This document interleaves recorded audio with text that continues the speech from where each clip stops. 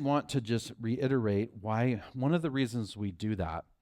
We don't have to, I mean, obviously we could do just the chapel, but I purposely don't just do the chapel because I believe that as a follower of Jesus, part of my responsibility is not only for myself, but also to teach people the things that Jesus commanded. That's part of the Great Commission. Go into the whole world, make disciples, and what do you do by making disciples is you teach people to obey what Jesus taught.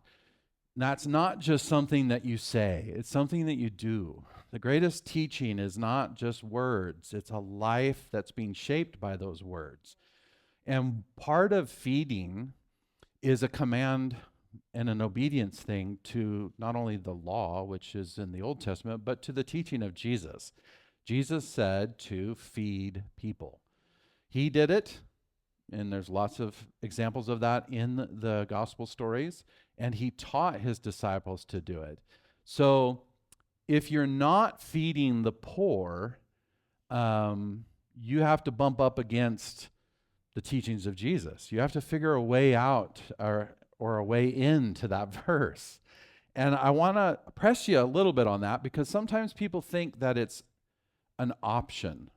Like, oh, other people can care for the margins. That's not my gift.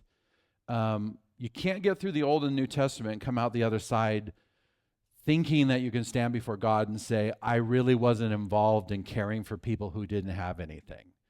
That's just not an option in the revelation of Scripture.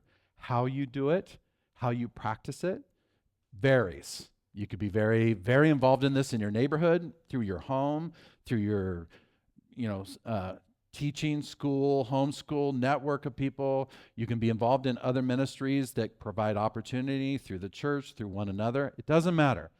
What it does matter is that you don't just give meals to other people who are going to give you meals. That's fellowship. That's not fulfilling the law of Christ when it comes to caring for the poor. Everybody says this kind of thing in life. Where was God?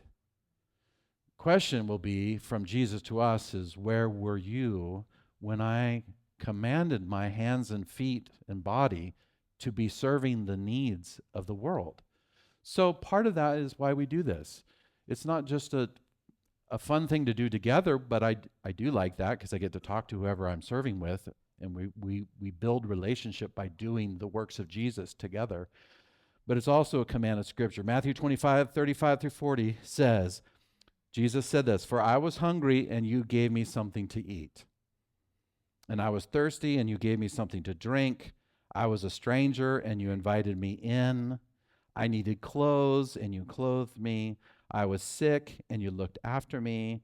I was in prison, and you came to visit me." Then the righteous will answer him, "Lord, when did we see you hungry and feed you?" And down the line that goes. And then Jesus says, "Truly I tell you, whatever you did for one of the least of these brothers and sisters of mine, you did for me." That's a pretty amazing verse.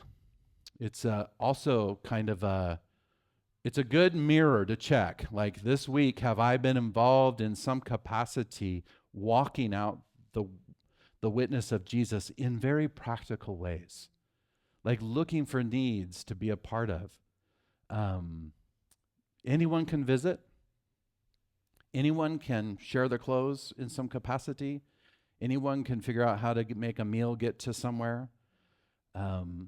These are very real things. The line that says, "I was a stranger," is just, it's really simple. It means you look around and you try to find anyone that might feel like this is a scary first time and they don't know someone.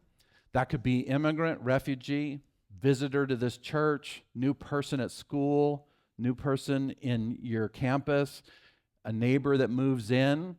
Someone who's a stranger to you is an opportunity for mission and ministry to happen. And sometimes we complicate that so big, and we like, well, do we have an evangelism program? Yes, we do. It's about 60 people that are in this room. It's you obeying me, teaching you to do what Jesus said to do. And then when you're out there and people eventually will say, "Wow, thank you for that meal. Thank you when I was sick. You came and supported me. Thank you when I came to this church, I wasn't neglected, but people introduced themselves to me and I felt like I was welcome. This is how we live out our faith very practically. So Tuesday night we serve the poor. It's a title and they're people. They're not a problem, but they like the meals most of the time. They're all pretty good meals. And I love to be in that kitchen, not only being a part of what they're doing in the kitchen, but also being able to serve Jesus dinner. Right? Serve Jesus dinner.